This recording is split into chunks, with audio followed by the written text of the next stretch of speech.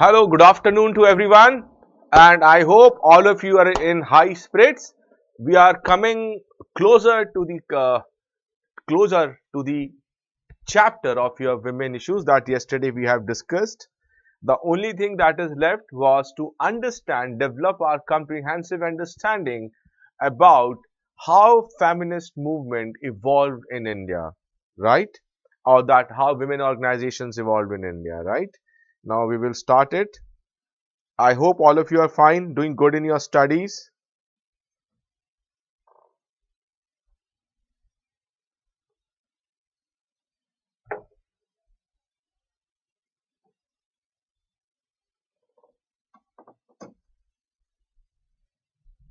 I hope all of you are there. I'm not getting any response. Actually, my students, I guess, are not there.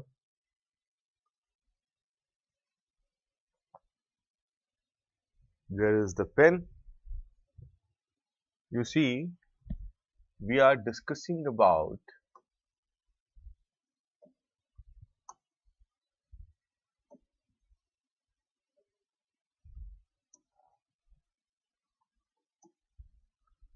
we are discussing about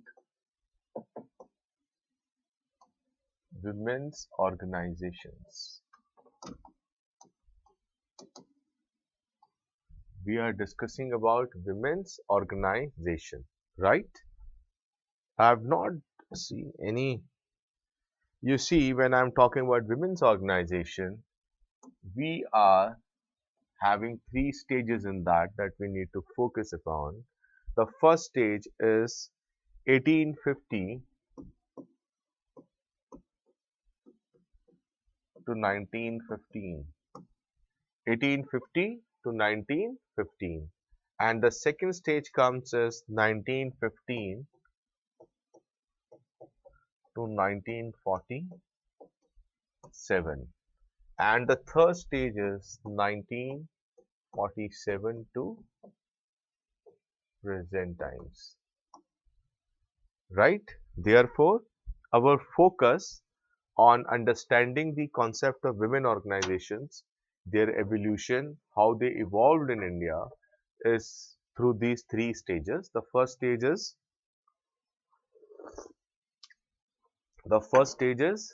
1850 to 1915, then 1950 to 1947. This is the first stage. This is the second stage, and this is the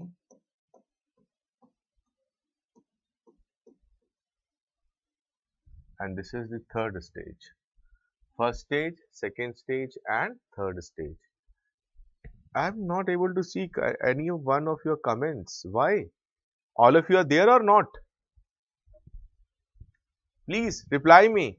I'm waiting for your reply, guys. Are you there or you are celebrating some holiday?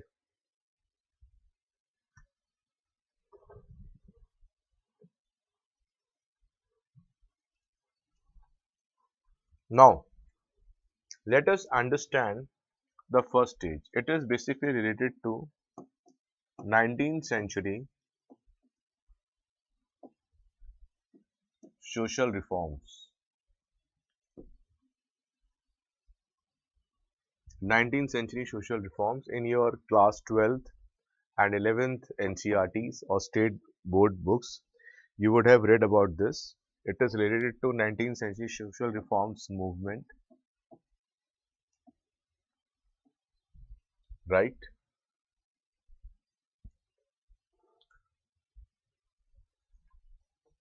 कोई comment ही नहीं आ रहा है.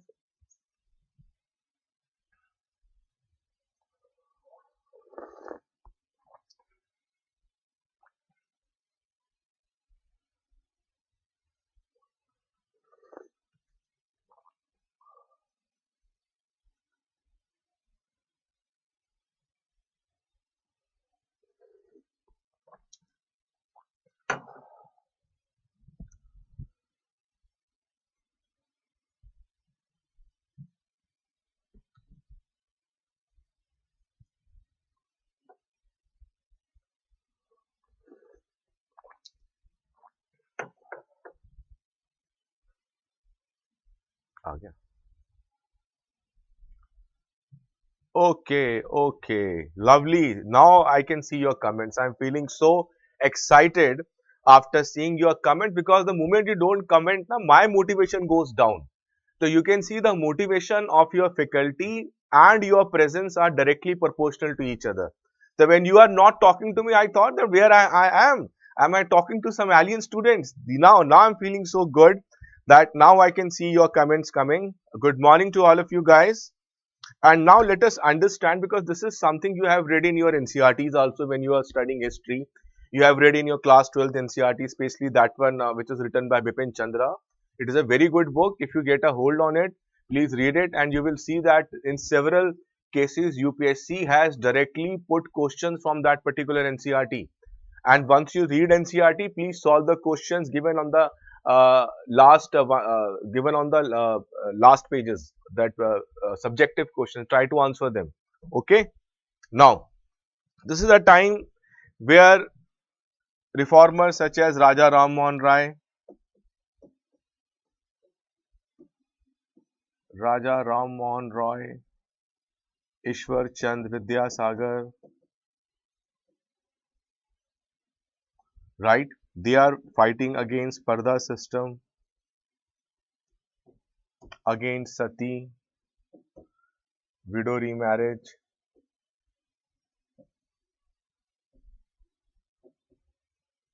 girls' education, right? All these issues they were dealing with. And please focus, and you are seeing that lot of organization. You can see MG Ranade,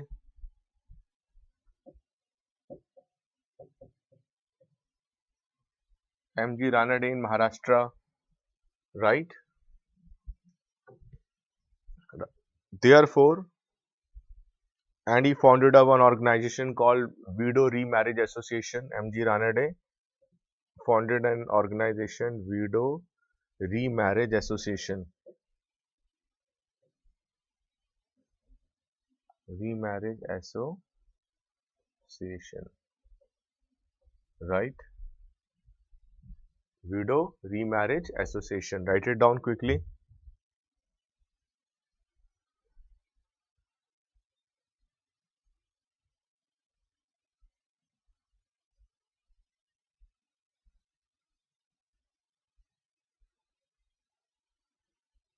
Done. Then you can see that there was a one organization called Banga Mahila Samaj. Banga Mahila Samaj.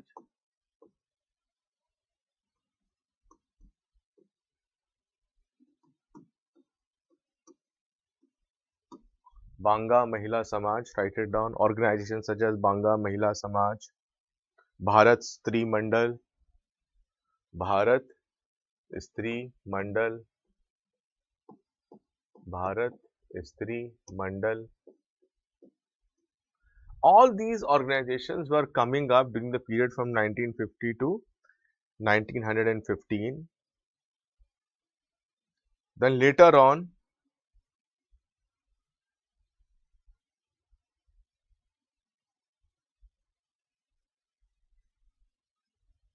right? Just write it down few lines on this. I am going to dictate you. The first organization that came up during this time were initiated. The first organization that came up during this time were initiated by men to uproot the social evils of, initiated by men to uproot the social evils of Sati. What do you call Sati in English? Sati in English known as, what you call Sati in English? Widow immolation. Write it down. Widow immolation.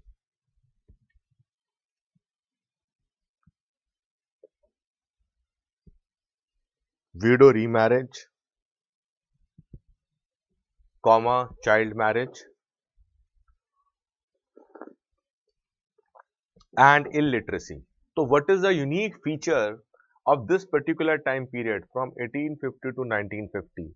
The unique feature was that all the organizations which came up for the fight against suppression of women, especially in the domains of, as I already stated to you, widow remarriage, widow immolation, child marriage, illiteracy. All these organizations were initiated by men. Please, this is one of the most important thing that should go in your mind directly. When you are writing, you have to write this point that the from this particular time in this particular time period, the most important that all the initiatives for the women upliftment organizations were founded by men. Done?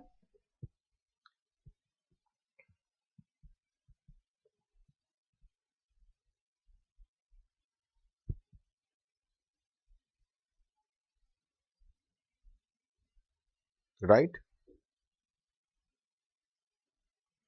Write it down. The women involved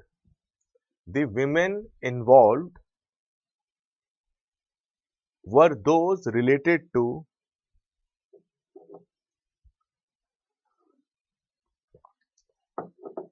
the women involved were those related to male activists,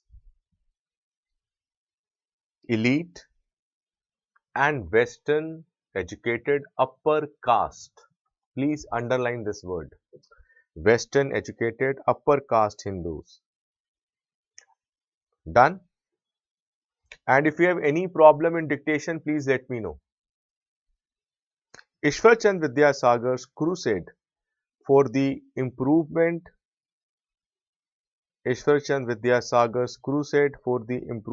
in the condition of widows led to the Widow Remarriage Act of 1856. It led to the Widow Remarriage Act of Widow Remarriage Act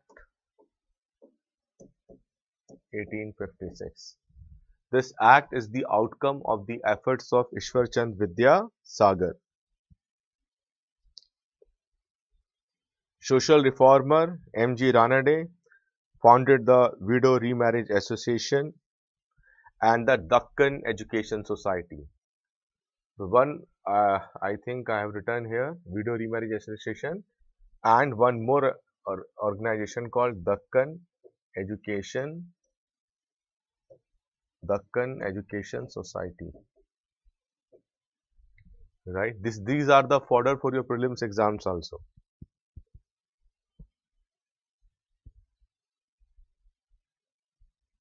Done.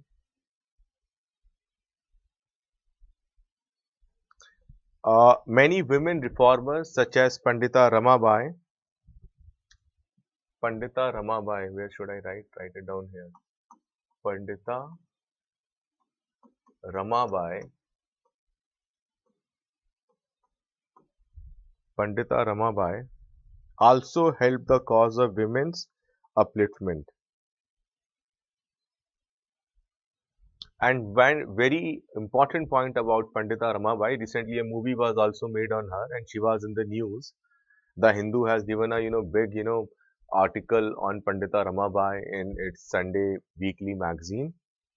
Pandita Ramabai is considered the first Indian feminist. Underline this word.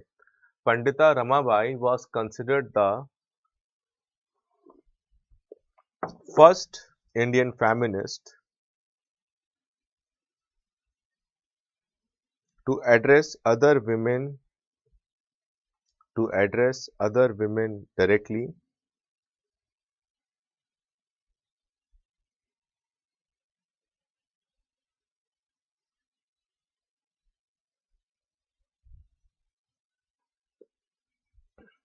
She addressed other women directly about emancipation. She founded आर्य महिला सभा. इन्होंने एक organisation बनाई जिसका नाम था आर्य महिला सभा. आर्य महिला सभा which is known as India's first feminist organization,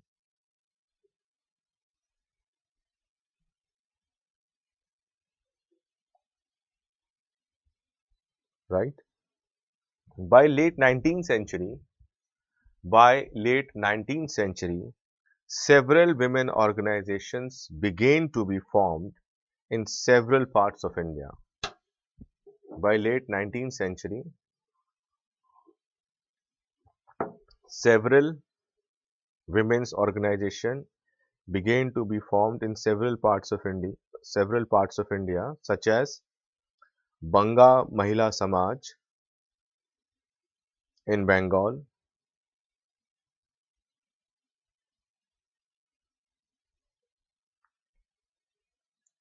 Mahila Seva Samaj in Bangalore, the Prayas Mahila Samiti in Allahabad, Ladies Conference,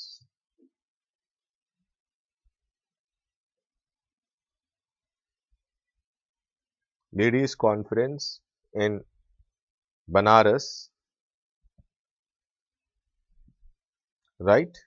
Therefore, the idea about women upliftment, which started from the initiatives of Indian man, is now bearing fruits. Now the idea about women emancipation is spreading to across India. Therefore, now you are witnessing that women are becoming a part of this emancipation process, right? Now let us move towards second phase, 1915 to 1947. Yes, okay, fine. Very good question is asked by Preetha. Sir, is the widow remarriage a social issue? If yes, then how? Okay, you need to understand why widow remarriage is a social issue. Let me give you an example. May I rub this? All of you have written. May I rub this? So I am rubbing it. I hope all of you have noted it down. If anyone, please let me know. You see, what was happening in Indian society? A man, 60-year-old man, is allowed to get married to a 12, 14-year-old girl. Just think of it, Prita, that a 60-year-old man is getting married to a 12-year-old girl, right? Now, this man, what was the lifespan there? Hardly, I think he will die after 5 or 4 years down the line. And this girl will be somewhere 17 or 18 years of age. At the 17 or 18 years of age, this girl will become a widow. This girl will become a widow.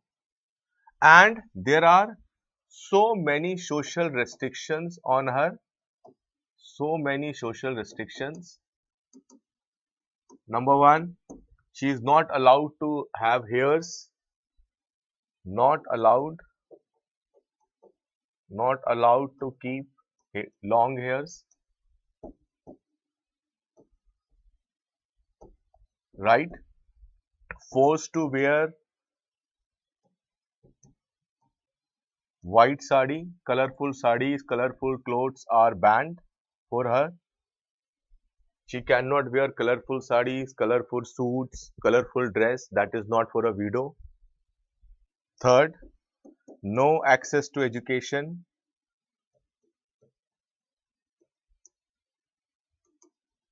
No access to education.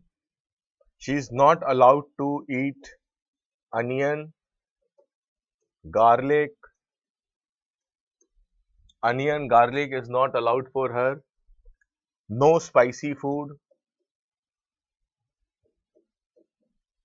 She is allowed to eat only boiled food because according to the superstitions, if this girl is allowed to eat onion, garlic, spicy food which is rich in with food which is made out of desi ghee, these kind of food will create in her a sexual desire, right? Therefore, and she is not even allowed to live in the live with the family. She is given a separate room. She is given a separate, a dingy type of a room, and she is not allowed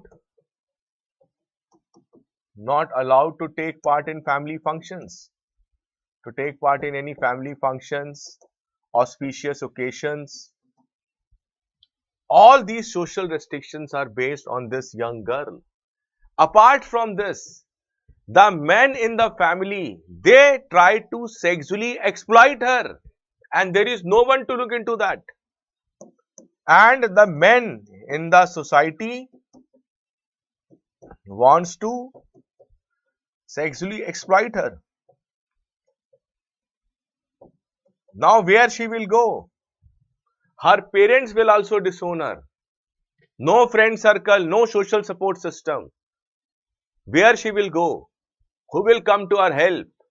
And her entire life is ruined. Do you know the concept of Karwa Chauth? Now Karwa Chauth is coming. I don't know in Calcutta you are celebrating Karwa Chauth or not, but in Delhi, in northern part, Karwa Chauth is a very big festival. The women used to keep fast for the entire day. Then after seeing Chanda Mama, where Chandrayaan 3 has reached, they open the fast and they are praying to God for the long life of her husband. Now I want to ask you a question. A modern educated girl believe in this Karwa Chauth? Or Karwa Chauth, what Karwa Chauth reflects? That is the thing, you need to have a thinking mind. Why women are celebrating Karwa Chauth? Women are celebrating Karwa Chauth because at that part of in that part of society, with the society which were facing wars, where the lifespan of man was very less due to wars, they are killing each other. Some epidemics are taking place, some pandemics are coming, we are dying out of dysentery also, to cholera also. Even if we get a malaria, a lot of people will go to long route without return ticket.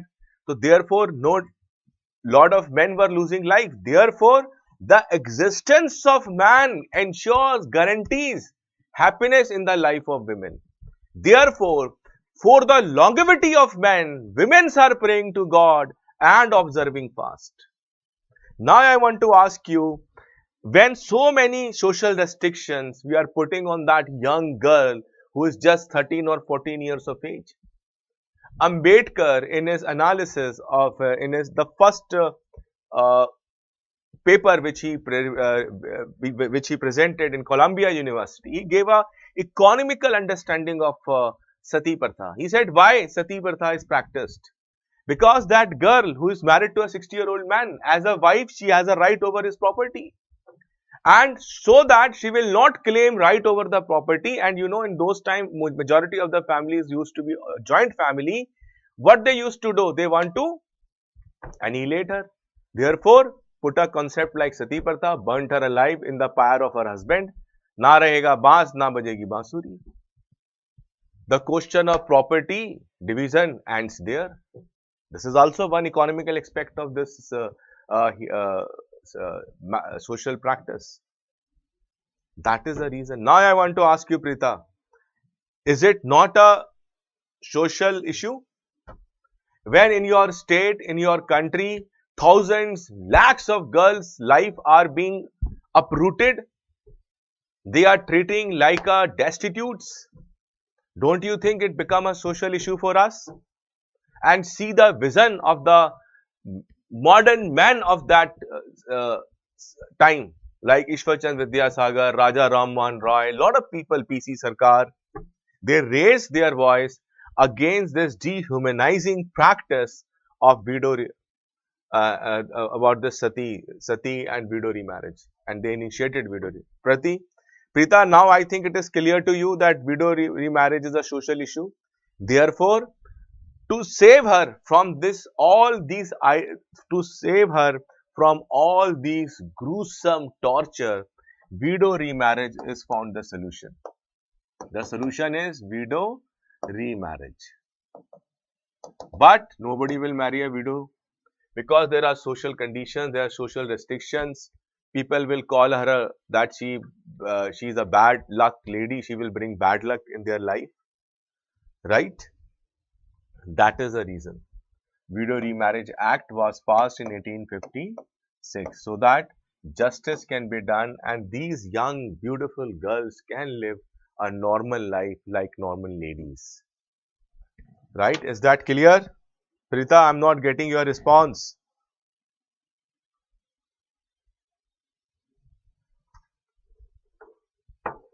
You see, that is sociology optional and you are dragging me into that, yeah. But it becomes my moral obligation to answer each and every student question. Okay. One student has asked a question. Bishwajit, why child marriage practice in Bihar? I want to ask question in reply of your question. Why caste system is still practiced in India? Batao. Because you need to understand, you cannot change society by making a law. In our constitution, it is written we all are equal.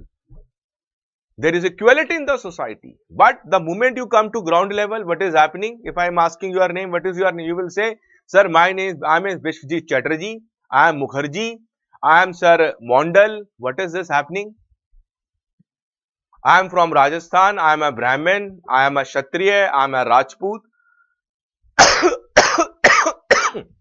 What is this? Because you cannot change society simply by making law. For bringing change in the society should also accept this modern views. You are getting it? And that is how, remember your first class, I gave you the concept of multiculturalism and pluralism. For example, if you come to Rajasthan, I hope you will get selected in IAS and you get a Rajasthan cadre. There is a one place in Rajasthan called Jhunjhunu. Jhunjhunu is a district in Rajasthan, and in the Jhunjhunu, there is a one temple dedicated to the worship of Sati Mata. And you will surprise all my students that every year huge festival used to take place on this Sati Mata temple. Very big festival used to take place. People from far and corners of India used to come there, worship Sati Mata. One of my relative is also from there. One day he called me up and said, Ashwini sir, please you come with me. It's a very auspicious, very बहुत मान्यता है. This is how he said. बहुत मान्यता है इस temple की. You can come with us. मैं कहा भैया मुझे माफ करो. I am very happy in studying books, talking to my students, interacting with them, guiding them in achieving their objective. This is my puja. I don't want to do worship there in Sati Mata temple. This is what I said. And I never went there. That is although my lot of extended family members are going there. Because somewhere you have to think. You have to develop that modern mindset. As Bishwajit has rightly asked that, sir, why child marriage is still practiced in Rajasthan? 24% marriages taking place in Rajasthan comes under the domain of child marriage. Do you know this? When I was in Jaipur taking my class, lot of my students came to me and said, and they were crying, sir, please help us. Otherwise, if we go back to our home, our parents will force us to get married. Do you believe this? There were girls around 17, 18 years of age. They said, sir, we don't want to get married. We want to study. We want to pursue our goal. But there is so much pressure. Then there is a one student of mine, he was saying, sir, my parents were trying to marry me when I was in my 8th class. This is the situation prevailing in Rajasthan. Isiliye, therefore, I always say, what you see, India is not Delhi, India is not your Park Street, India is not your Nariman Point, India is not Brigade Road of Bangalore. If you want to see India, go to the rural India and there you will see what kind of people we are. Then you will realize.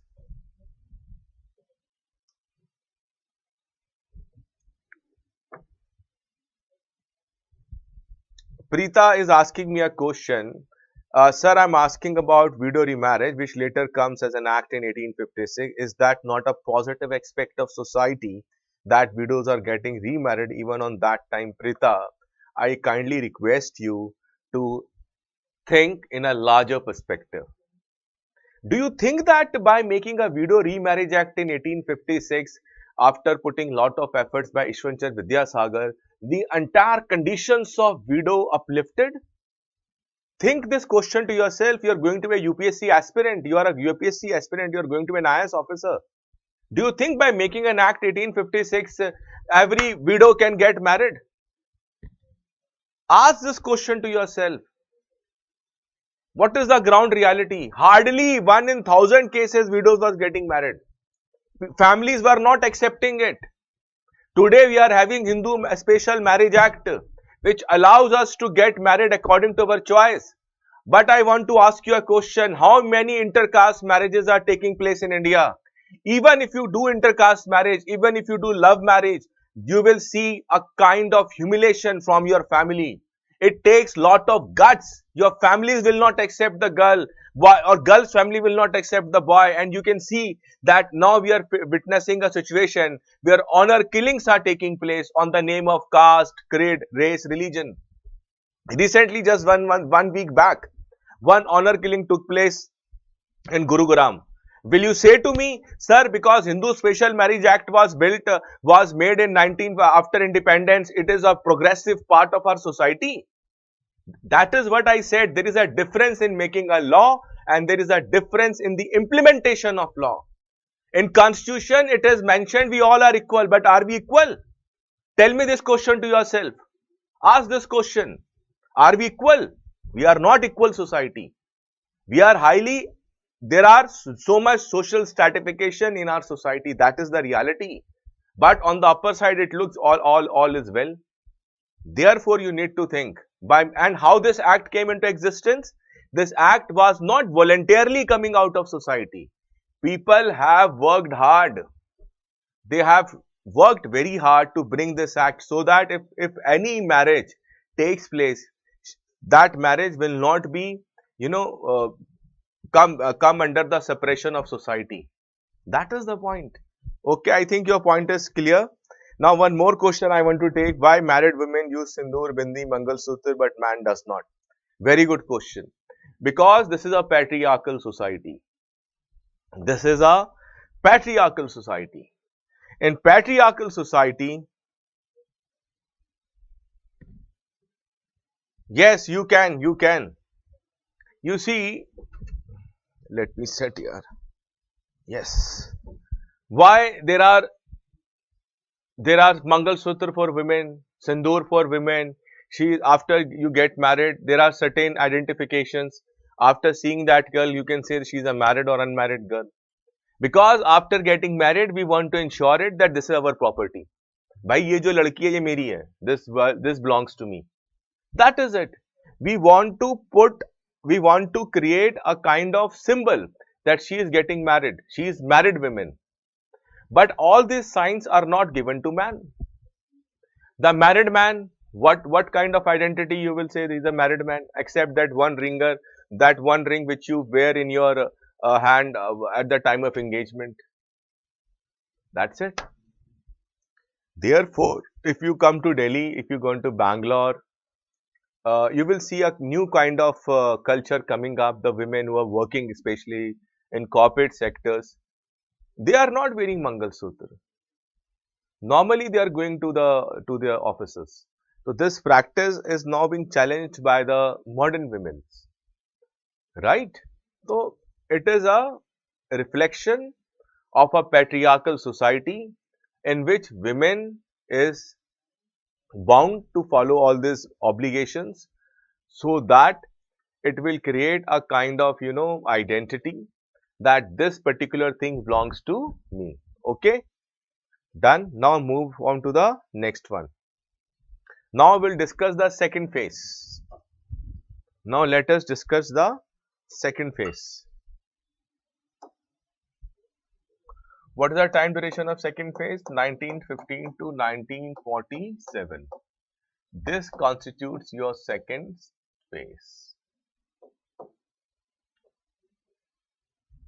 This constitutes your second phase. Now write it down.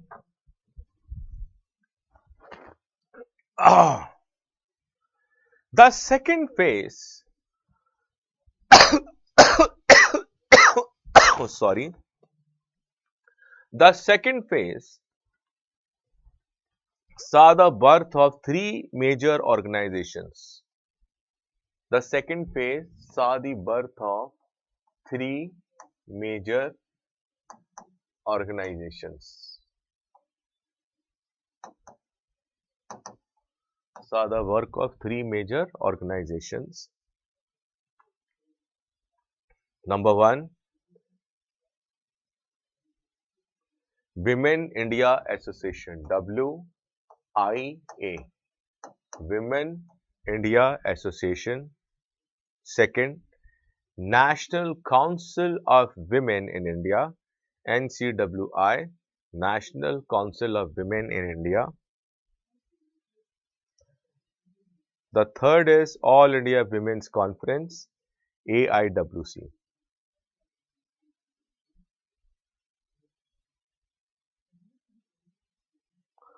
All these organizations formed by women, most important, all these organizations were formed by women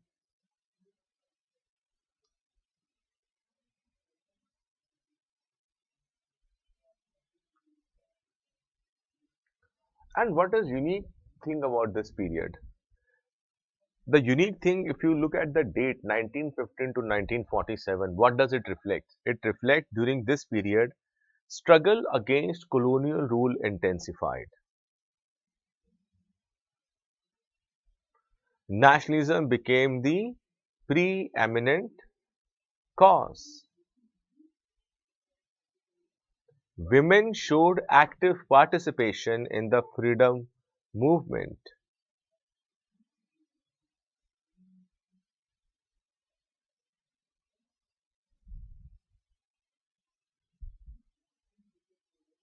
Right?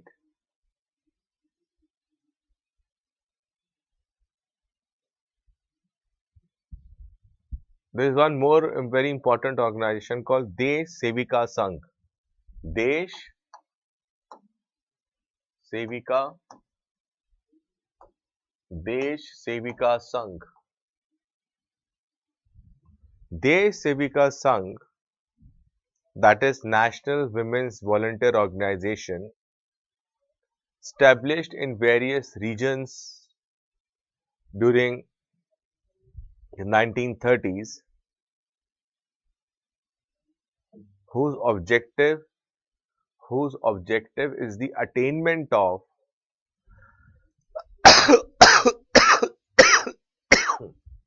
whose objective is the attainment of self-rule for women. It concentrated on activities such as banning foreign clothes, eradicating drinking of liquor, producing khaddar. Khaddar, you know, that is hand woven cloth.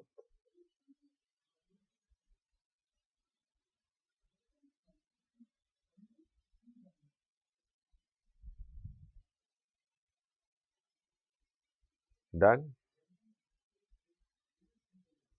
West Bengal Women's Union started in 1932. West Bengal Women's Union started in 1932 when a group of women in West Bengal formed a cadre. When a group of women in West Bengal formed a cadre of like-minded women to help their helpless, exploited and victimized fellow women.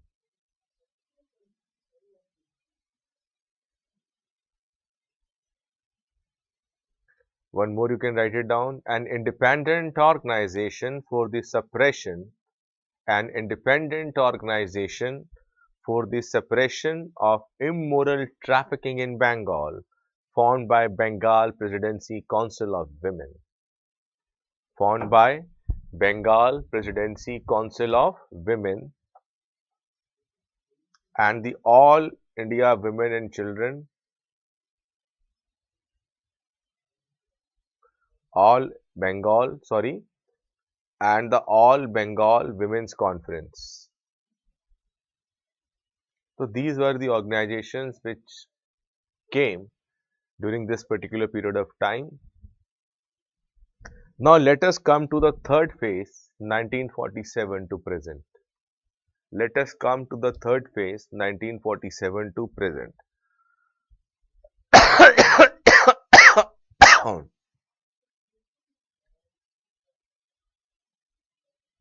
You see, women's participation in the freedom struggle developed their critical consciousness about their role and rights in independent India. Women's participation in the freedom struggle developed their critical consciousness about their role and rights in independent India. Right? Right?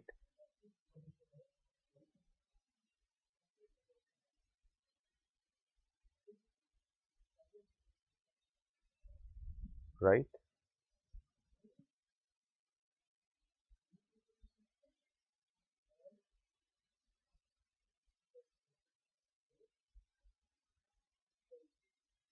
Done? All of you have written? For example, the Hindu Marriage Act made monogamy legal. The Hindu Marriage Act made monogamy legal, outlawed polygamy among all, outlawed polygamy among all Hindus, and conferred equal rights of divorce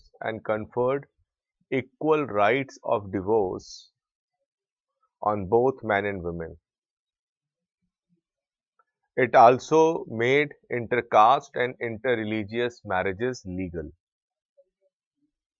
It also fixed the marriage age for boys and girls.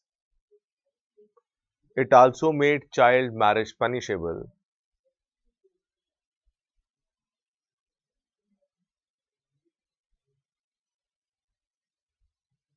Right? The National Federation of Indian Women, the National Federation of Indian Women, which was a part of Communist Party of India, was established in 1954 by several leaders including Aruna Asaf Ali. It works for the empowerment of women, right?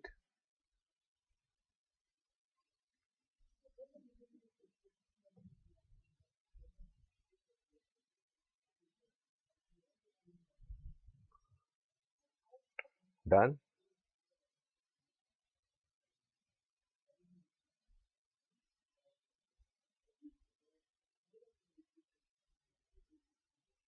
Then you can say that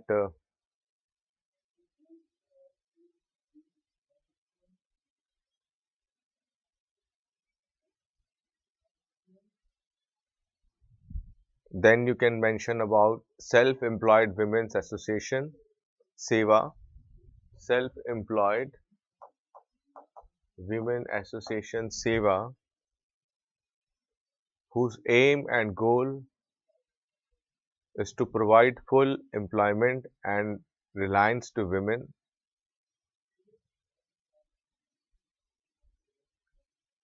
It was founded by civil rights leader Ela Bhatt, and the famous brand of Seva is Lijjat Papad. Its famous brand is Lijjat Papad. Then you see National Commission for Women was set up in the year 31st January 1992. Later on, the Rashtriya Mahila Kosh, that is National Credit Fund for Women, was formed on 30th March 1993.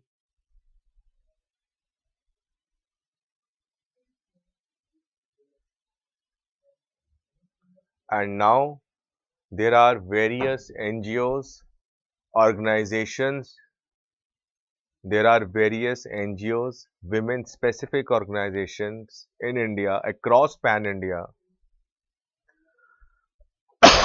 dedicated to the women's upliftment, women issues,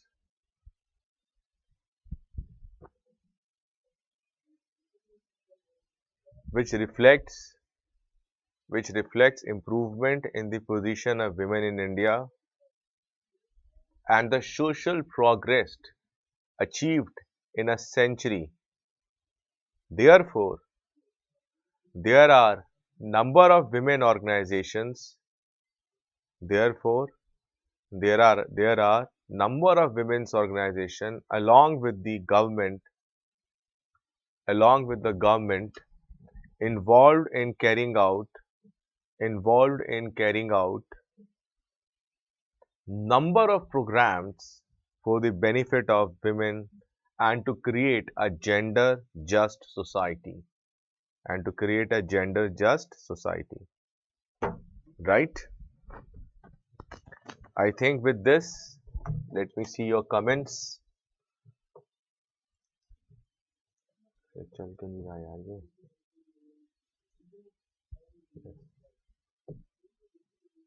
Okay.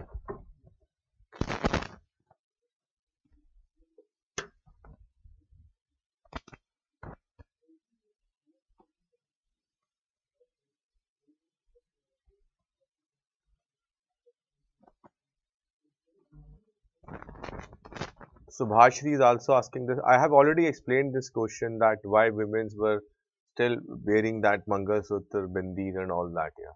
Okay. Right. I think here we stop this discussion, and the topic related to role of women organization we have discussed in detail. And now let us move to another important topic, that is or if you have any questions you can ask me, and otherwise we will move to the next important segment which is related to the women's only, that is your population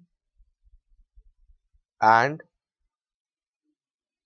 associated issues, and we will also see how population and poverty are interconnected and other dimensions of population. Okay.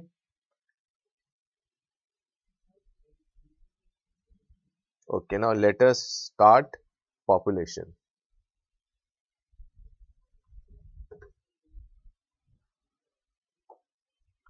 Now we are going to start a new topic called population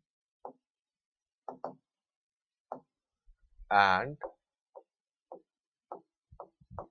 associated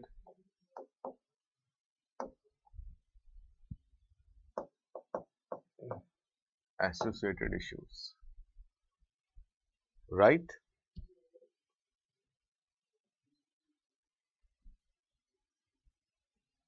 Let us first understand.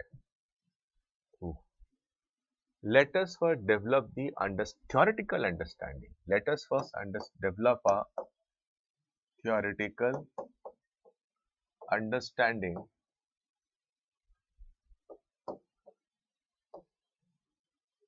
of this topic, of this population.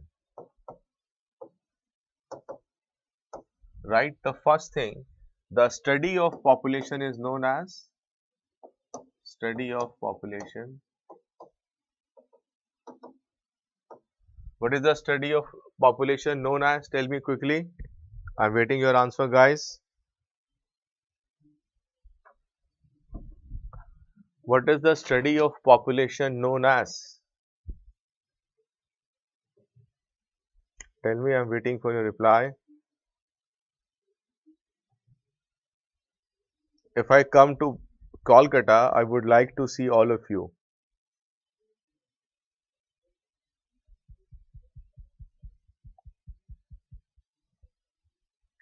The study of population, I am not getting any response from my students. I don't know where they are busy.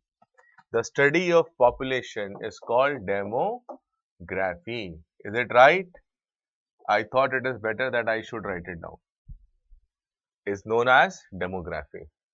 And today we will understand the theories related to the study of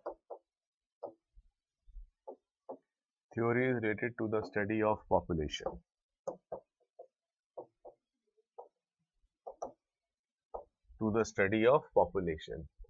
And the first theory that I want to discuss with you is the Malthusian theory of population.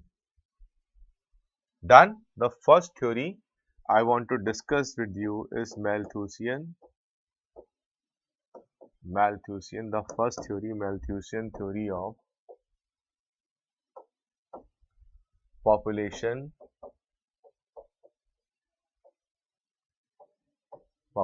growth. Write down. The first theory that we are going to discuss is the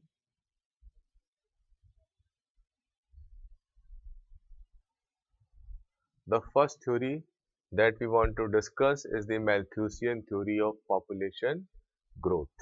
Right? First you write it down, then I will explain you. Malthus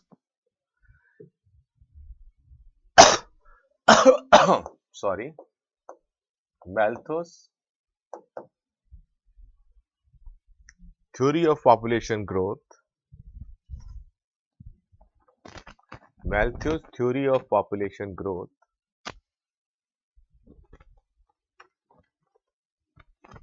outlined in his essay on population in the year 1798.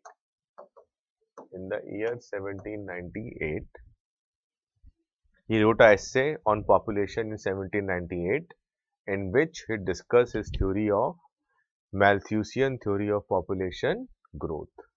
Right? Number 1. He argued that human population tend to grow.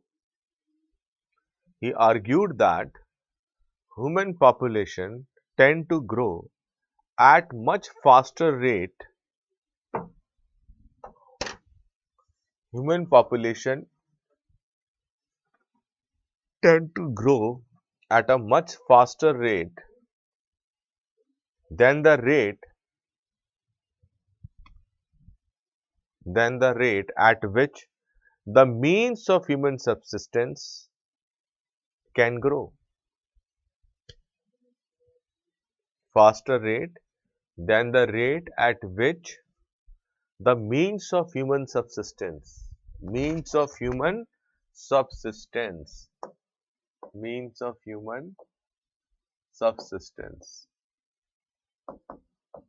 Now, what do you mean by means of human subsistence?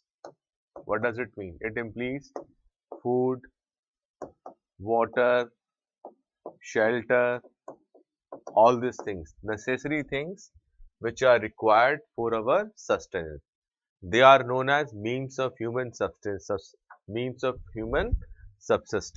Clear? Point number 1. Point number 2. Therefore, humanity is condemned to live in poverty.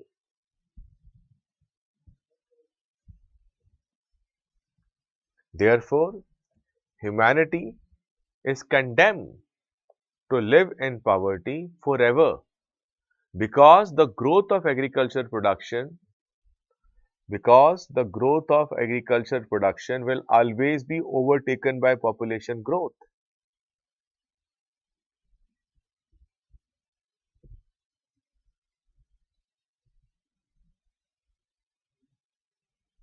Right?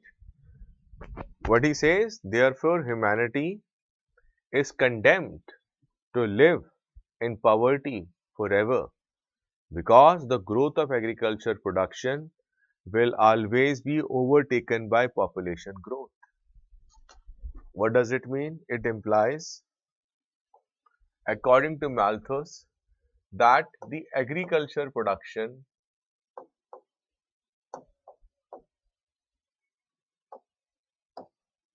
is always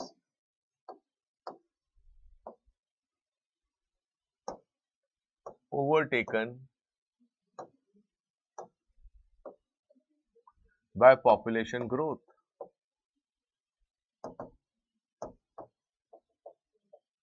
And what is the impact of this? That we have to live in poverty.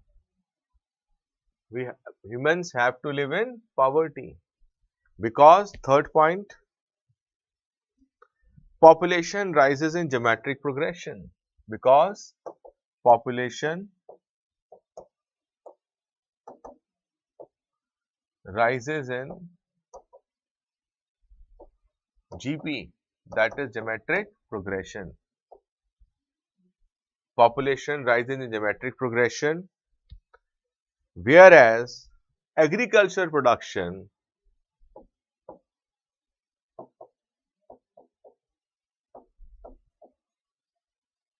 rises in arithmetic progression. Therefore, there is complete mismatch. There is complete mismatch. Population is rising in geometric progression. Agriculture production is taking place in arithmetic progression. Therefore, agriculture production always overtaken by population growth. Therefore, humans are condemned to live in poverty.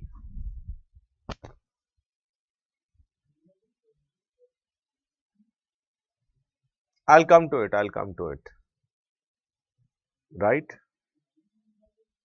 First of all, you need to understand what is the concept of subsistence. What is the meaning of, Nima is asking me a question, what is the difference between subsistence growth and subsistence poverty? To understand the difference between subsistence growth and subsistence poverty, you need to understand the concept, what is the meaning of subsistence?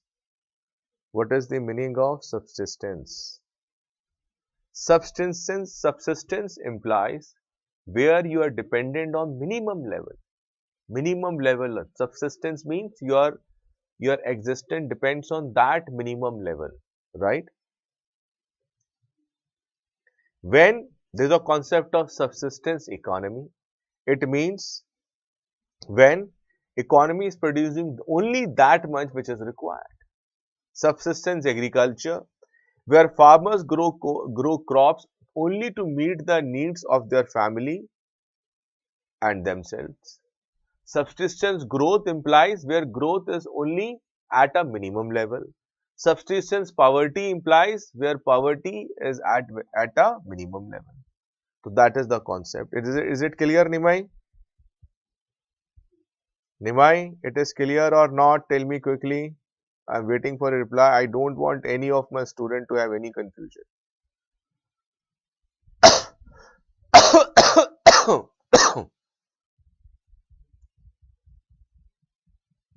And we can also use absolute poverty in place of subsistence poverty, right? Where minimum need to sustain life is present. Where minimum need to sustain life is present. Clear? Happy, Nimai? Okay. The next point he says that the only way, write down the next point, the only way to increase prosperity is by controlling the growth of population.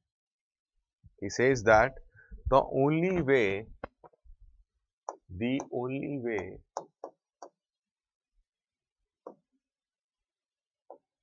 to prosperity, array, what is happening here? Prosperity.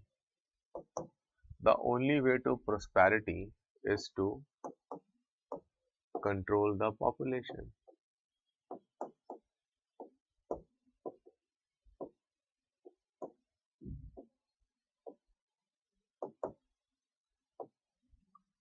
The only way to prosperity is to control the population, right? That is the idea of Malthus.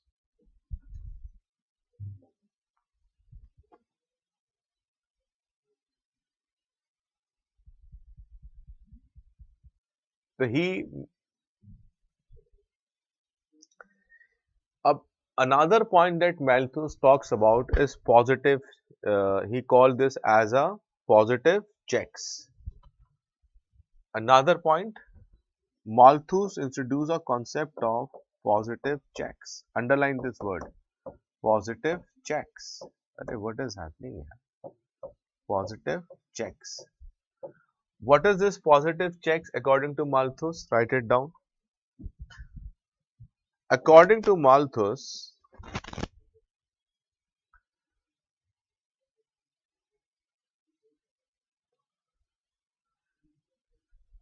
according to Malthus, positive checks, positive check takes place, positive checks take place to control population growth in the form of famines, diseases, in the form of famines, drought, diseases, and it is a nature's way of dealing with, it is a nature's way of dealing with imbalance between food supply and increasing population. Clear? Now this Malthus theory is clear or not? Tell me quickly. All of you have written this? I am waiting for a reply, guys.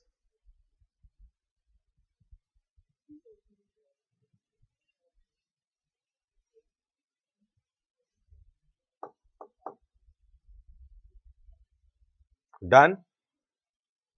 Now the second theory that I want to bring into discussion, the theory of demographic transition. The theory of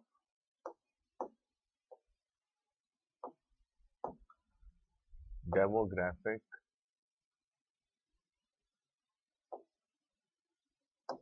the theory of demographic transition.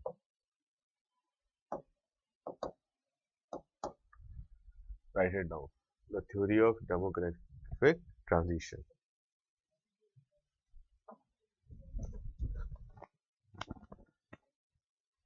This theory indicates that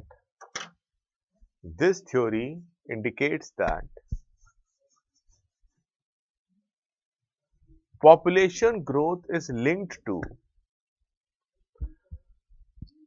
this theory indicates that population growth indicates to this theory indicates that population growth is linked to overall levels of economic development. This theory indicates that population growth is linked to overall economic development. And every society follows a typical pattern of development. Every society follows a typical pattern of development related to population growth. There are three basic phases of population growth. There are three basic phases of population growth. Number one, the first stage is that of low population growth. What is the idea of this theory? That population growth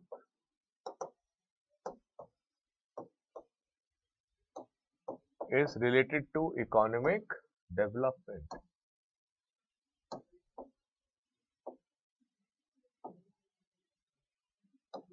Population growth is related to economic development. Point number one. Point number two, every society follows a typical pattern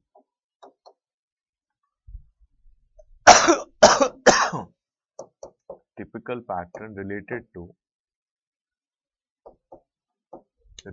to population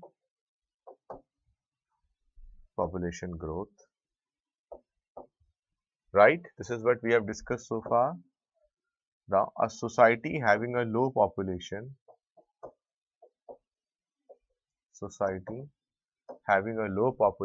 indicates that there is, write it down, a society having a low population indicates that it is underdeveloped. मेरे साथ साथ इसको याद भी कर लो. It is underdeveloped and technologically backward society. And technologically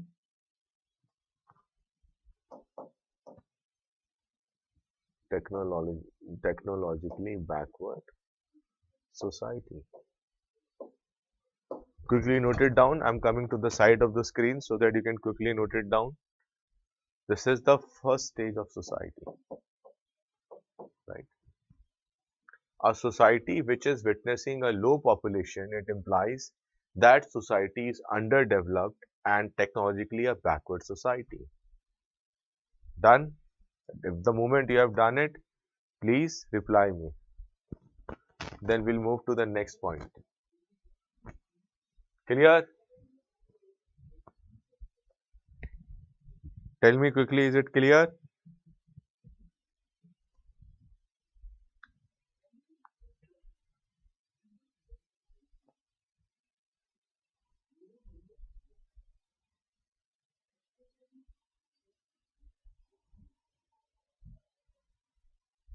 Done? I'm waiting for a reply, guys. Now move to the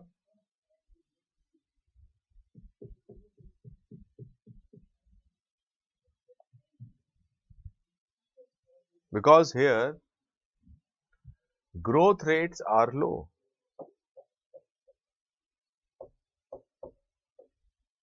Growth rates are low. Why? Growth rates are low because both death rate and birth rate are very high. Because both birth rate and death rate, both are high. Therefore, the difference between them,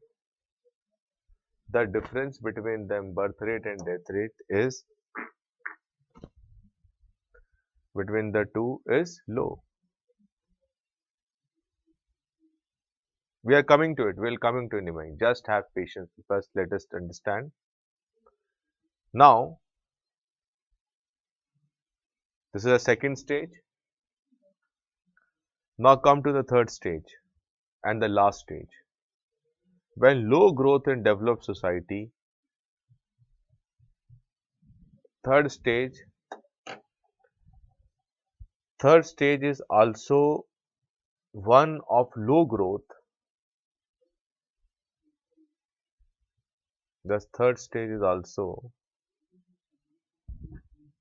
one of low growth in a developed society because both birth rate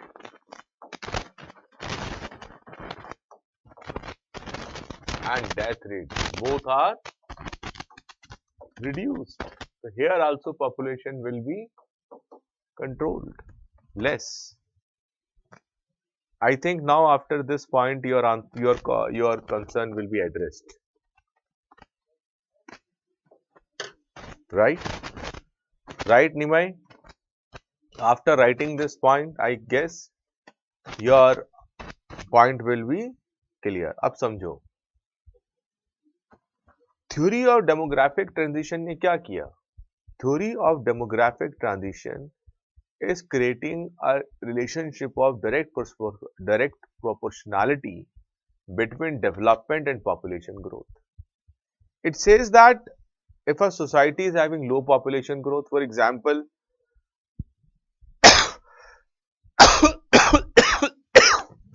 under British rule, the population of India was low, right? Population of India was low. Why? Because we were not having adequate medical assistance. There is no medical infrastructure present. If somebody developed diarrhea, he will die of diarrhea. Malaria became a big pandemic in which lots of people were losing life. Sometimes malaria happens, famines happen, drought happen, and still India, after 75 years of independence, we are dealing with communicable diseases, right? Therefore, in a society which is not developed, you also face the situation of low population. Now come to the second stage. If a society has grown up, if a country is grown up, but growth rates are low because death rate and birth rate are very high. ये developing country का फिर scenario है, तो इसमें क्या होगा, जो net growth rate निकलेगा वो क्या निकलेगा, लो निकलेगा. अगर country becomes developed, for example Australia, Nima is asking this question. In developed country, what is happening? You have advanced medical health, cleanliness, good surroundings, ample space for uh, less carbon footprint, and so on. All these initiatives are increasing the lifespan. All these initiatives are increasing the lifespan. You are having a quality medical access, right? Apart from this, in an advanced society, both men and women are getting education. When women are getting education, their fertility period will increase or decrease. Their fertility period will decrease. For example, if a girl is completing her schooling, then going to college, then she is doing master, then she is going for PhD, becoming a professor. In the process, her fertility period is decreased. She will now get married at the age of 32, 33, 34, or even 36. In my last class, I gave you the example of Netherlands. In Netherlands, the girls are getting married at the age of 42, 44, and this is the age on which majority of the women are giving birth to their children. Do you know that? But in India, it is opposite. The women in the age group 42, 44 is considered as a old women. Therefore, in a developed country also, people are not opting for people are not producing 4, 5, 6 children. They are hardly having one or maximum two children. Right? Therefore, due to advancement in economic development, advancement in medical technology, access to good education, awareness, all these factors leads to less population. Right? Is that clear, Vishwajit? Is that clear? One more theory I want to discuss with you is the optimum population theory. Write it down. The next is optimum population theory.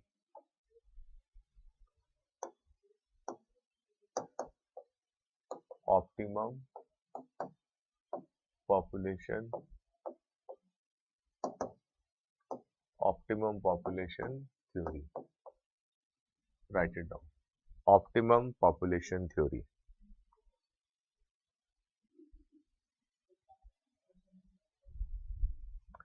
What this theory talks about,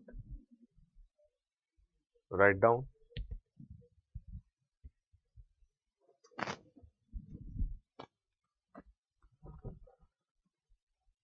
Optimum population, first of all, you need to understand what is the concept of, what is the meaning of optimum, what is the meaning of optimum population. What does it mean? Write it down. Optimum population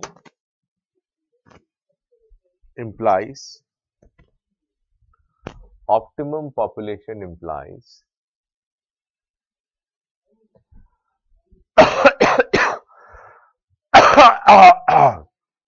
population which produces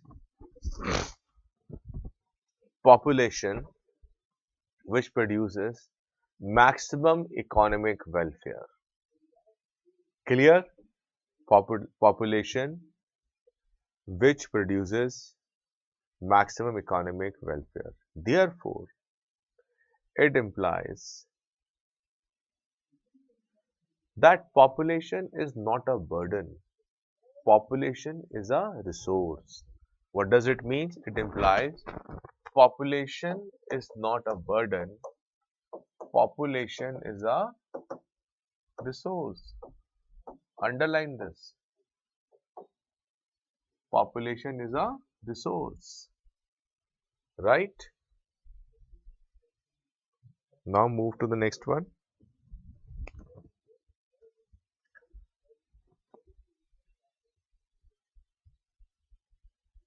Therefore, population is the most desirable.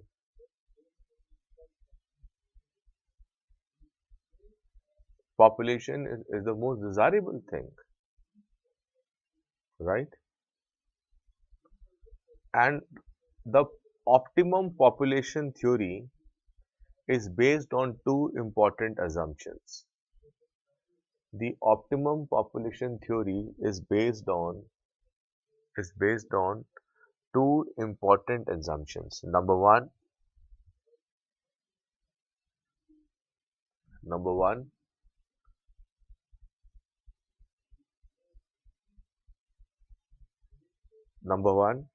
it assumed that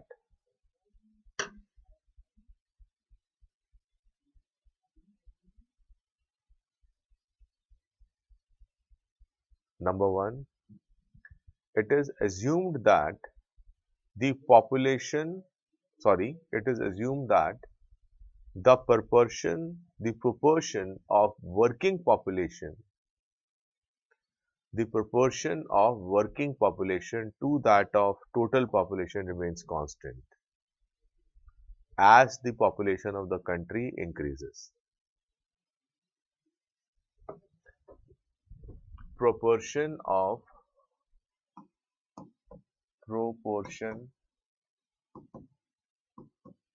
working population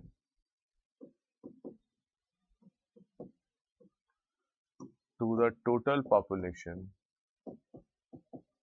remains constant.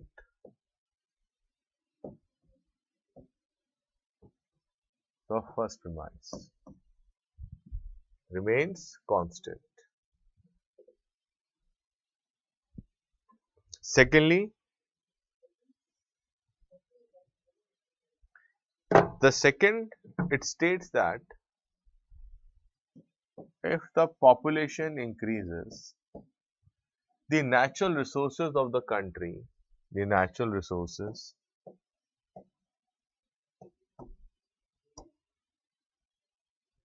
of the country remains unchanged.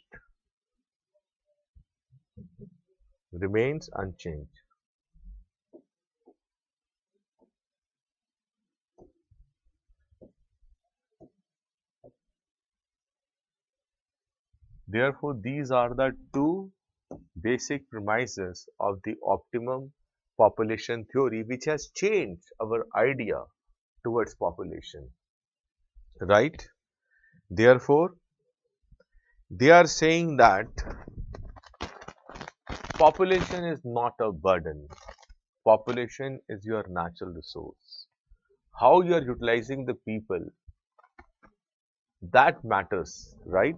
Now let us write down the next thing, determinants of populations. After understanding these three theories, now let us write it down, determinants of population.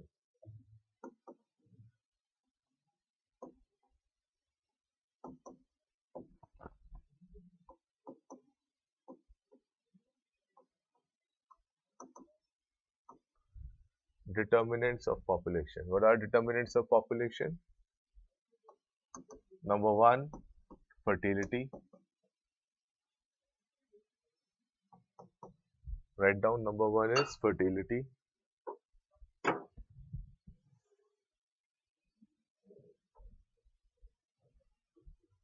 Second is mortality.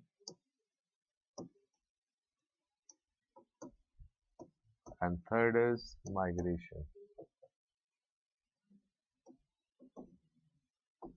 and third is migration. Write down. These are the top results.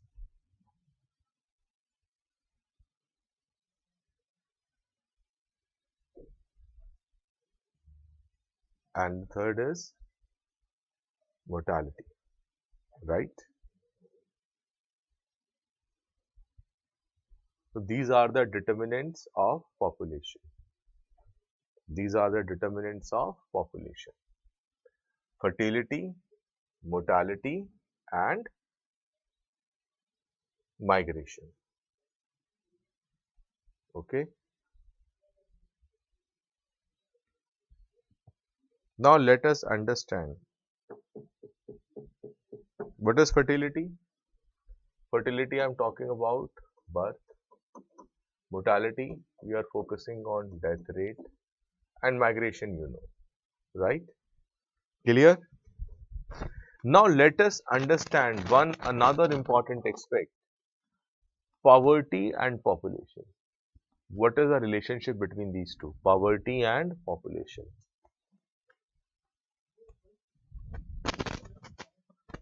You see, poverty and population are considered as the two sides of the same coin.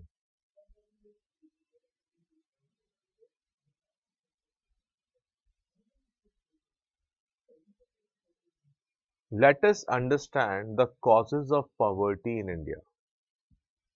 So now we are moving towards the relationship between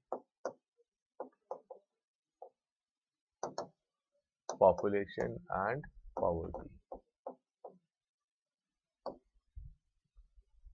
We consider population and poverty are the two sides, they are the two sides of the same coin.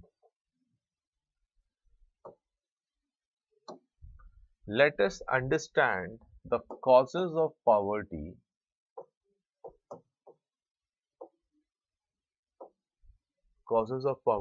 in India. If I am going to list the factors responsible for the poverty in India, the first factor which I am going to write is the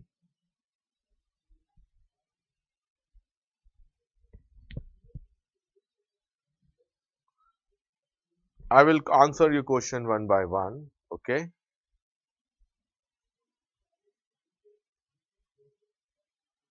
The first is heavy pressure of population. Heavy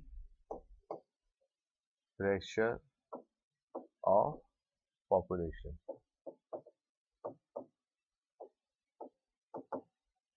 Heavy pressure of population. Write down.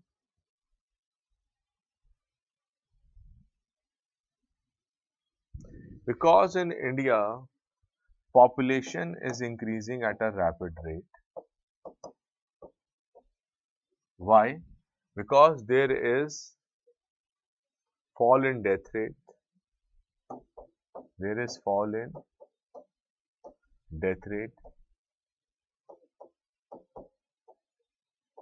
and there is rise in birth rate. Fall in death rate and rise in birth rate. Write down quickly.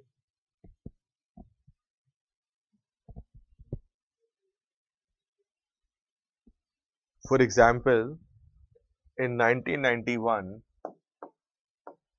India's population was 8.84.3 CR, and in 2021, I guess, sorry, in 2001, in 2001, the population of India was 102.87 crores.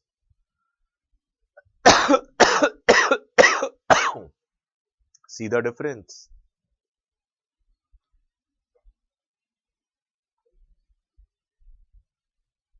अब होगा क्या? What will happen? This population,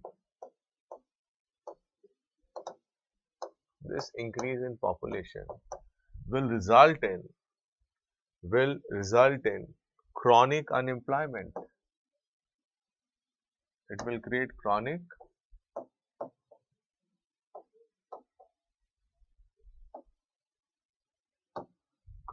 unemployment, right? And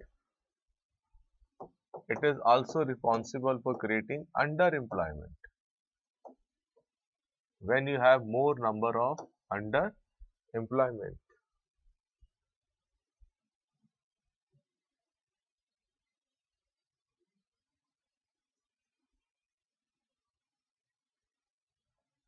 right? Apart from this, there is a problem of capital deficiency.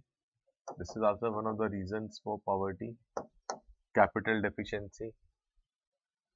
Then underdeveloped economy, underdeveloped, underdeveloped economy, right? Then we will face the situation of increase in price. Fifth,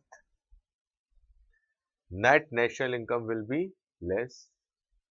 Net national income, which you must have studied in economics, will be less, right? Because it will be less as compared to the total population, as compared to total population. Then Indian economy is basically a rural economy. Indian economy is basically your rural economy, right? Apart from this, there is the issue of lack of skilled manpower, lack of skilled manpower, lack of skilled manpower. Then deficiency of efficient enterprises. There is deficiency of efficient enterprises. Ninth, lack of proper industrialization. Lack of proper industrialization, right? 10th, low rate of growth of economy. Low rate of growth. Low rate of growth of economy. Then you have outdated social institutions. Outdated social institutions. Sorry. Outdated social institutions. Then there is sorry, improper use of natural resources. Improper use of natural resources. Then you have lack of infrastructure. Lack of infrastructure. These are the issues responsible for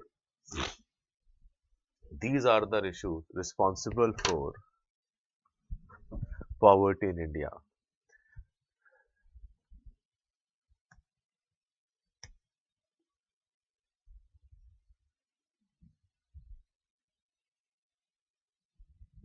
Yeah, you see, you need to understand one thing, that Anil Kumar Roy has asked a question. Sir, recently Niti Aayog report said that 13.5 crores of Indian population evades MPI index. Poverty in rural India sees less growth. India is ahead of on 12 SDG indicators ahead of 2030. India is performing on all multiple indicators. So what is the reason behind this? Okay. You see, This is going to be a little bit controversial, but you have to see the thing in broader perspective. Their objective is to show that we are doing very good. But what is happening at the ground and what is being perceived? If today I am sitting in the AC room of Delhi and I want to comment on the problems faced by my students in the far-flung districts of West Bengal, do you think that I'm a right person to comment on that? To understand my students' problem, I need to go there, visit their villages, and see in which conditions they are studying, what kind of challenges they are facing.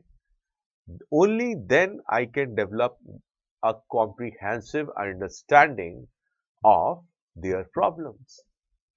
Today, they are saying we are doing very well on SDG. It means everything is fine. But what is the situation? The reality is this: unemployment is the biggest problem.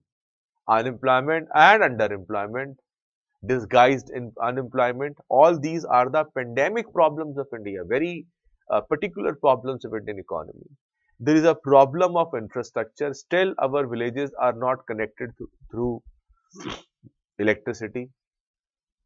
Still, there is a no availability of safe drinking water in the villages, and more than 70% population, up to 70% population of this country lives in rural areas. Still in rural India, if you, because you are from West Bengal, I want to ask you how many good universities are there in every district?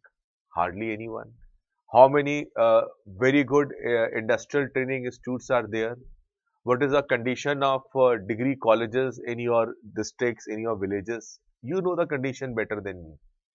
Therefore, what statistics are saying and what is happening at the ground, there is a difference between these two.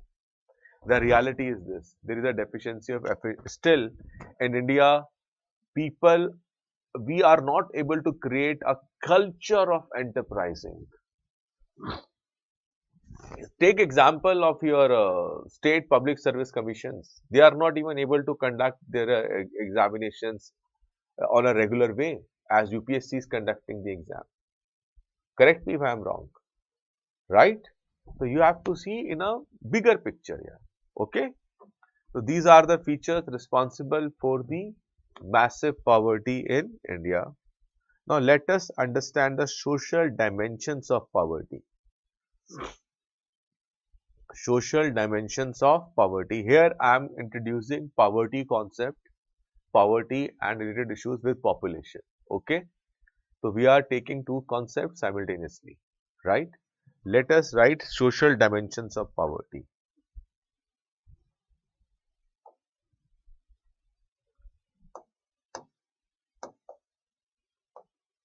Social dimensions of poverty.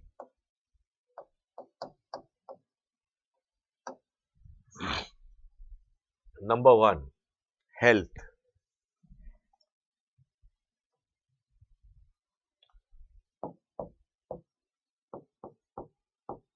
When I am talking about health, the poor suffer worse.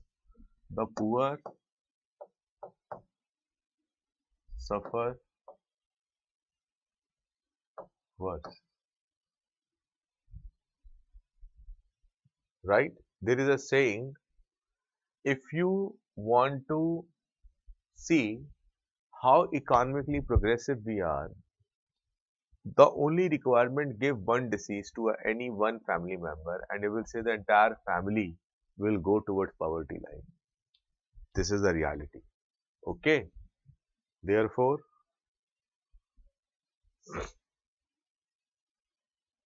now let's comes to education.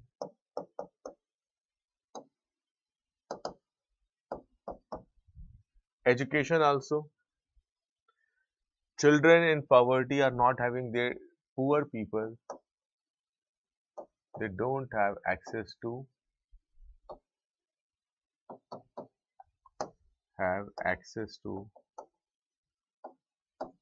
quality education. Forget about quality to education also. They don't have access to education, right? And when they don't have access to education, it creates mental, write it down. When they don't have access to education, it creates severe mental conditions. And if I talk about women's, what is the impact of poverty on women? We call it as a feminization of poverty. Feminize, please underline this word and use this word wherever it is necessary. Feminization of poverty. Women are the worst sufferer of poverty. Feminization of poverty is a trend of increasing inequality. Is a trend of increasing inequality.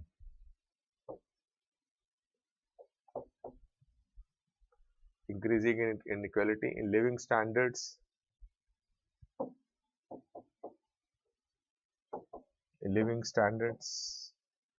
between men and women.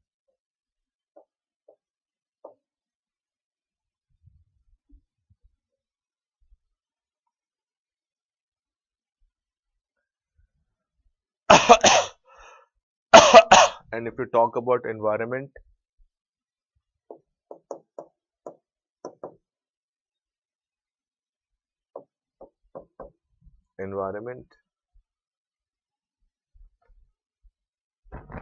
poverty causes people to put more pressure on environment, right? These are the social dimensions of poverty. Let me give you one example. I guess in 2017 or 18, I came to West Bengal, and I came to the West Bengal. I took a flight from Delhi to Bagdogra, and from Bagdogra I need to go to the Buxa Tiger Reserve, which is located in Alipurdwar. It is around 3 hours, 4 hours journey from Bagdogra airport to Alipurdwar. Alipurdwar, you must be knowing all my students in Calcutta, right? You must be knowing where is Buxa Tiger Reserve. One of my, you can say, younger brother, he is posted there as a divisional forest officer, DFO of Buxa Tiger Reserve, and he invited me that you please come here, and it's a lovely and beautiful place and you will see. Okay, fine. I went there. During my journey, what I observed? During my journey, I observed that the women are not wearing blouse with their saris. They are simply wrapping the sari like this. That's it. And what I saw that they are having sticks in their hand, some short sticks. And when there are small streams of water, they are searching some fishes and they kill it, and they'll take out a fish from them, from these small streams, and they are eating a rice which is available to them by the government at around 2 rupees per kg. And I was literally shocked to see the level of poverty. I have not seen a pakka houses. Majority of the houses are based on tin based houses. And this is, and I was literally shocked. You understand? That is your North Bengal, I guess, economically very backward, especially Alipurdwar, Kuch Bihar, right? So this is the level of poverty. Now, I am bringing another important concept of social exclusion. Write down. You have noted down all this? Can I move on? Please tell me quickly. Let me see your replies. Okay. Okay. Done. Now write down a term, social exclusion.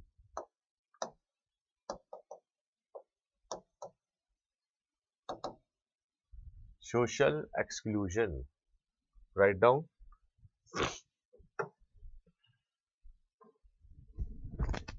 Social exclusion causes the poverty of particular people. Social exclusion causes the poverty of particular people, leading to higher rates of poverty, among affected groups.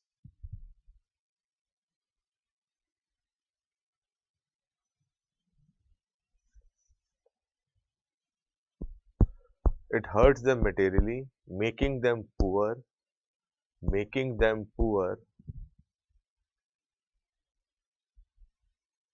in terms of income, health, or education by causing them to be denied access to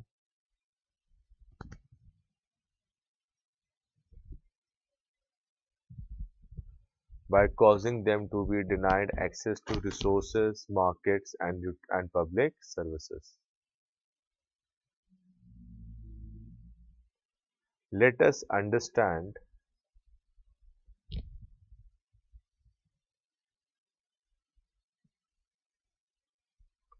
how social exclusion is affecting elderly people and differently abled people. According to a recent study, it is estimated that 18 million elderly in India are living below the poverty line. 18 million elderly in India are living below the poverty line.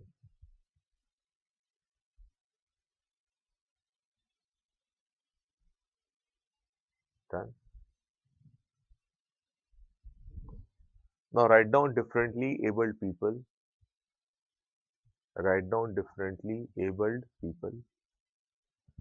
Disability is both a cause and consequence of poverty. This is a very important line.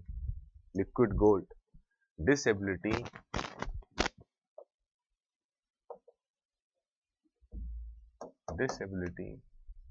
is both cause, write down. Disability is both cause and consequence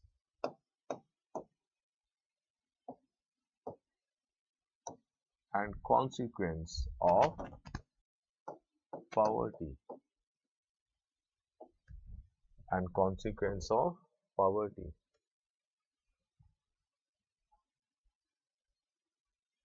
Therefore, poverty and disability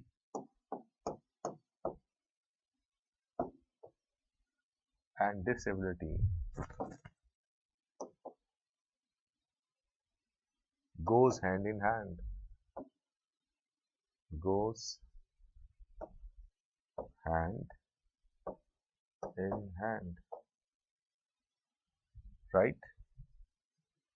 It is because it is because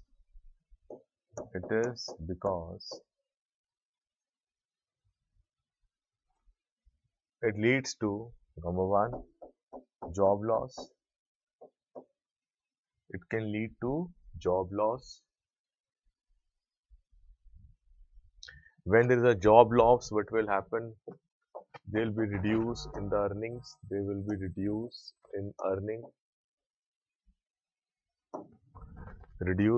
in earnings, and it increases additional expenses.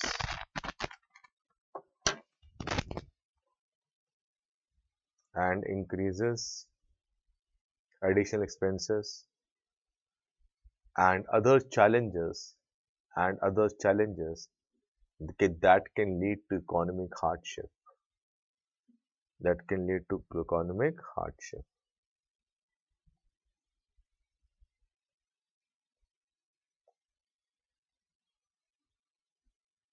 Right?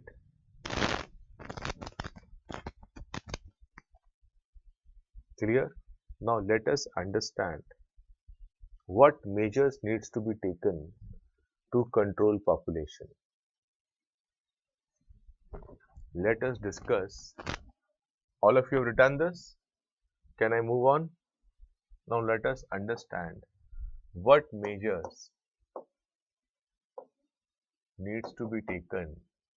Measures needs to be taken to control population. One by one we will go into every factor. Number one, minimum age of marriage. First we will discuss about social measures.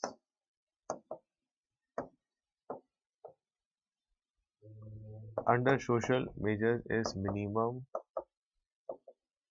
age of marriage. You see why child marriage is a problem for us. You need to understand that. Why? Why child marriage is a big concern for us. Because if a girl is getting married at the age of, let's say, 13 or 14 or say 15 years or 16 years, her fertility cycle will be longer. Her fertility cycle will be longer and she can produce more number of children. That is why you have seen that during 1970s, 80s, if you ask any women, having 5, 6 children were considered a normal course of thing. Having 6 children, 7 children, 8 children were considered as a normal thing because girls are getting married at the age of 13, 14. So they have only one thing, that they have their fertility cycle is the menopause happens at the age of around say 45, also in some cases 54, 55.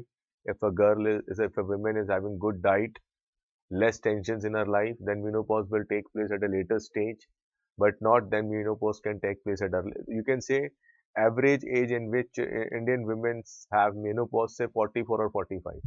Okay. Now you see 14 to 45, such a big time period. That is the reason government is putting lot of efforts to curb this menace of child marriage, right? You can write it down. The problem of child marriage is highly prominent. The problem of child marriage is highly prominent. Marriage at a tender age leads to long span for giving birth.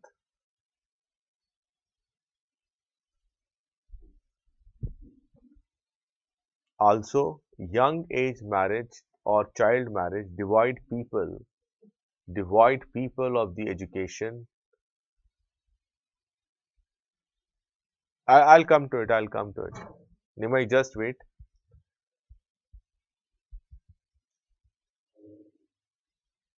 Marriage at a tender age leads to a long span for giving birth. Also, young age or child marriage divide people of the education and awareness required to be sensitive towards and understand the consequences of raising too many children.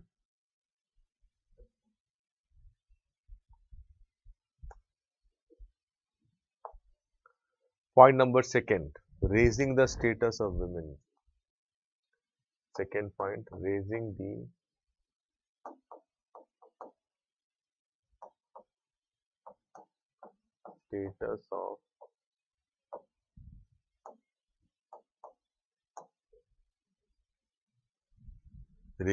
status of women, because still women are confined to four walls of the house. Women are confined to four walls of the house, and still society thinks the basic duty of women is the rearing and bearing of child. Rearing and bearing children. So women should be given opportunities to develop socially and economically.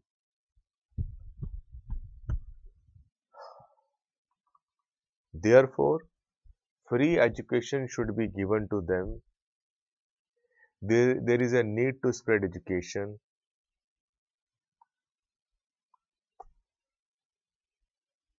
right? Now let us understand about economic measures.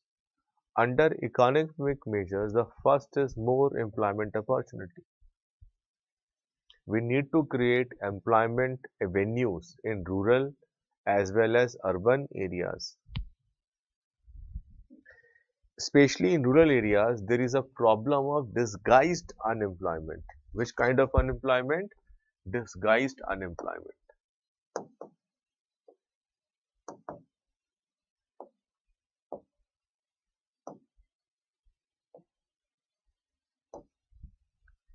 In rural India, the problem is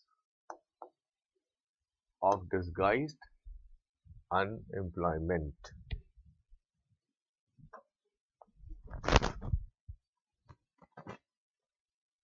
Therefore, what is the solution you will with? If you are saying, if you tomorrow you will become a collector and you are seeing that there is a problem of disguised unemployment in rural areas, what you will do? Therefore, effort should be made to migrate unemployed persons from the rural side to the urban side. Because if their income is increased, they will improve the standard of living of their family also. And another method to check the population growth is to provide employment to women. This is very important, you can underline it. That another method to check the population growth is to provide employment to women. Therefore, women should be given incentive. Women should be given incentive to give services in different fields, right?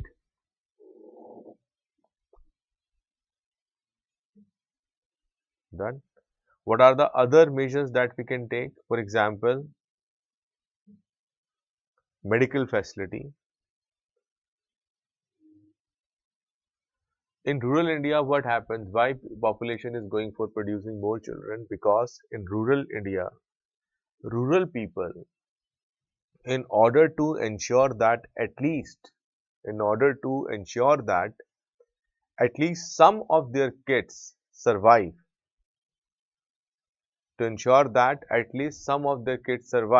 they give birth to more and more kids, thus contributing to the population growth.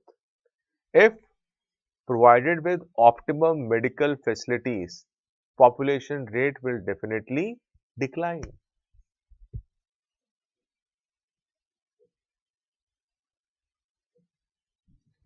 Very important thing, birth rate will likely to fall if there are different recreational facilities. Abhi, what is happening right now? In rural India, there is no other way of enjoyment. Only one process of enjoyment is there. Therefore, the result is population growth. To overcome it, we need to provide birth rate will likely to fall if there are different recreational facilities such as cinema, theatre, sports, dance available to the people. This is very important. And we need to create awareness. Therefore, spreading awareness is again very important. People need to be told and made to understand the consequences of having too many children. Government and non-government organizations, institutions can play a very big role. They can work together for bringing awareness campaigns, informing people how they will be unable to provide good nutrition, education, medical facilities to their children if they have too many children, right? Clear? Now let us answer the question raised by,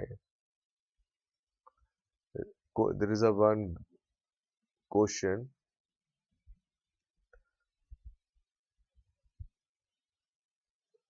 Nimai has asked me a question, what is the concept of culture of poverty? Very good. She asked me a question, what is the concept of culture of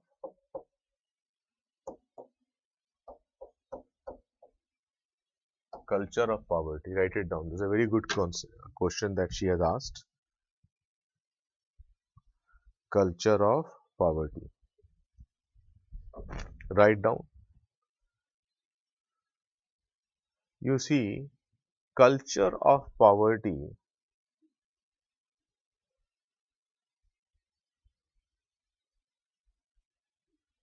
culture of poverty implies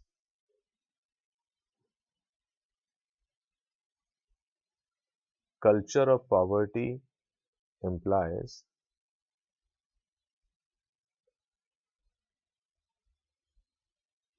culture of poverty. Write down a short note on that. It is very good question she has asked.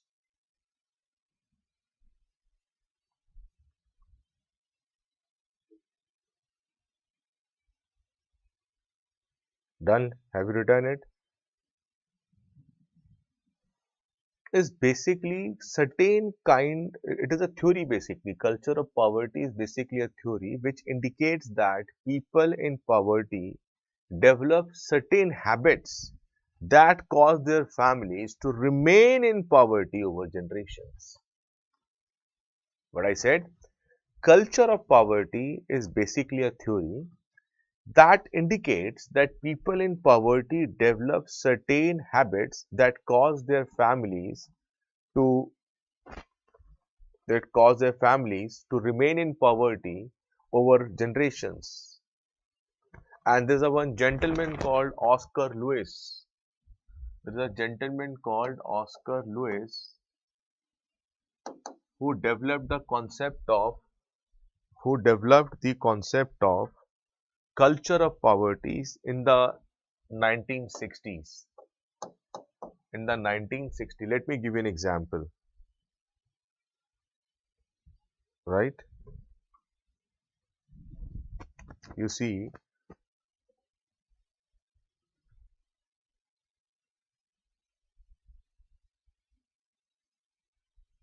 you see,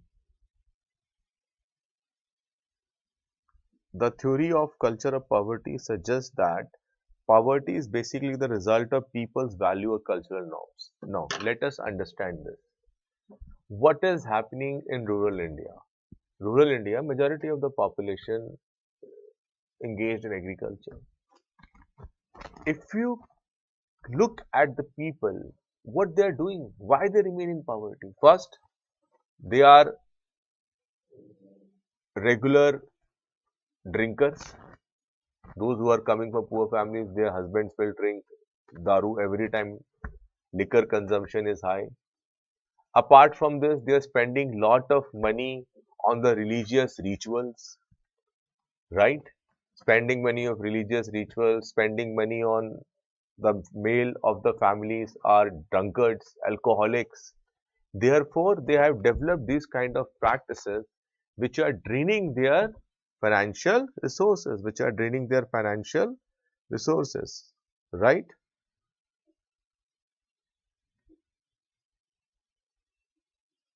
For example, children who are born and brought up in a poverty, they accept it as their fate.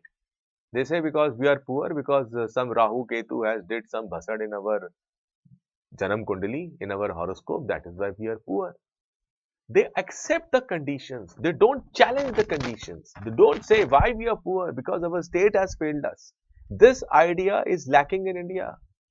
We are born, brought up in such a manner that we accept poverty as our destiny. We say we are poor because we have done some bad karmas in our previous birth. That is culture of poverty. We are not asking, we are not raising question that our state has failed to eradicate poverty. Our state has failed in providing welfare schemes for us, and that is why we are poor. And that is what the idea of culture of poverty. Okay, I think done.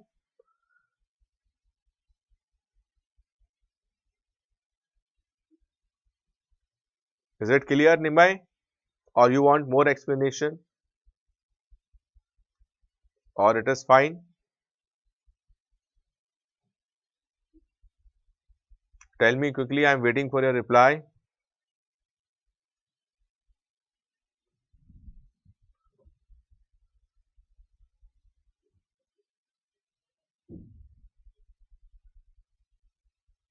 Clear, Nimai? I hope you are happy. This topic is taken care of, culture of poverty. Now we will meet after 1 hour of break. We will meet at 2 o'clock and we will continue this topic, population and this, and if possible, shabash, good. We'll go to poverty, okay? We will look into the more dimensions of poverty once we are done with population. Thank you very much for being with me.